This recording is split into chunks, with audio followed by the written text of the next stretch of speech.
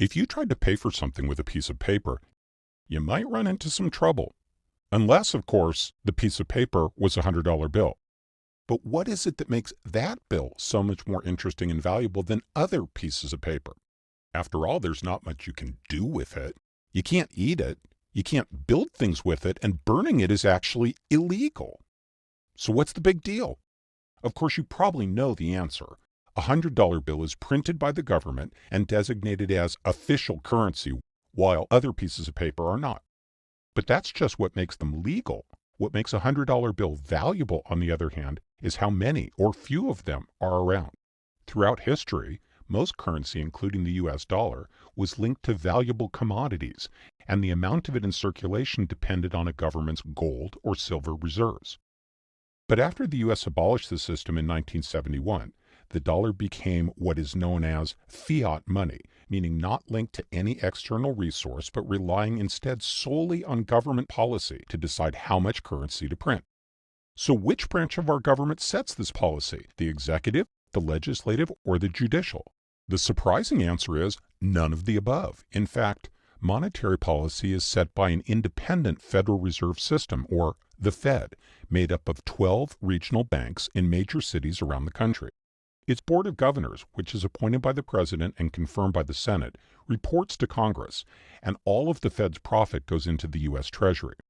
But to keep the Fed from being influenced by the day-to-day vicissitudes of politics, it is not under the direct control of any branch of government.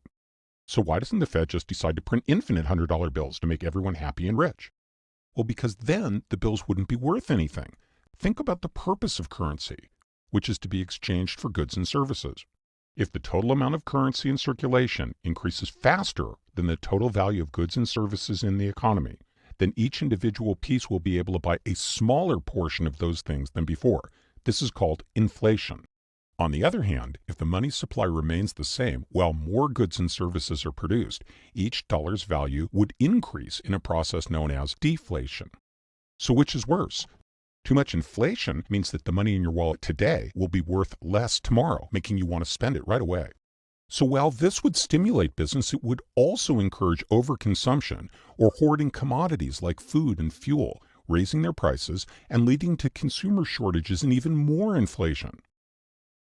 But deflation would make people want to hold on to their money, and a decrease in consumer spending would reduce business profits, leading to more unemployment and a further decrease in spending, causing the economy to keep shrinking. So most economists believe that while too much of either is dangerous, a small, consistent amount of inflation is necessary to encourage economic growth. The Fed uses vast amount of economic data to determine how much currency should be in circulation, including previous rates of inflation, international trends, and the unemployment rate. Like in the story of Goldilocks, they need to get the numbers just right in order to stimulate growth and keep people employed without letting inflation reach disruptive levels. The Fed not only determines how much that paper in your wallet is worth, but also your chances of getting or keeping the job where you earn it.